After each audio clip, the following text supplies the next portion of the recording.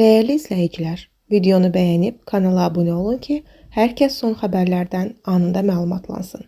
Azərbaycanın mərhum xalq artisti Yuri Balayev və əməkdar artist Natalya Balayevanın 1981-ci il təvəllüdlü oğulları Artur Balayev Bakıda bir qrup şəxsin hücumuna məruz qalıb. Xəbər verilir ki, bu barədə Artur Balayev özü məlumat verib.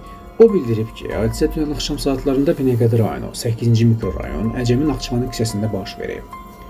Axşam vaxtı tanımadığım nömrədən mənə zəng gəldi. Anamın maşınının nömrəsini deyərək bizə məxsus olub-olmadığını soruşdu. Mən həmin yerə getdim. 90 YB 444 dövlət nömrə nişanlı Toyota markalı avtomobilin sürücüsü 2-3 gün əvvəl anama məxsus BMW markalı maşının onun avtomobilini sürtdüyünü dedi. Onlar 4 nəfər idi. Mən sürtünmə yerlərinə baxıb bildirdim ki, həmin hissələr bir-birinə uyğun gəlmir. Çünki Toyotadakı cızıq xeyli yuxarıda idi.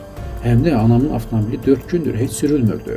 Onlar isə təkidlə və kobud formada hadisənin bizim tərəfimizdən törədildiyini deyirdilər. Artur Balayev qeyd edib ki, digər avtomobildəki yüngül zərərin onların məxsus avtomobil tərəfindən törədilməsini sübut edəndən sonra qarşı tərəf aqressivləşib və ona hücum ediblər. Onlar söyüşlə danışmağa başladılar və mənə hücum edib zərbələr endirdilər. Başımda, üzümdə, bədənimdə çoxlu xəsarətlər var. Xəstəxanaya yerləşdirilmişəm. Həm də hadisə barədə polisə məlumat vermişəm.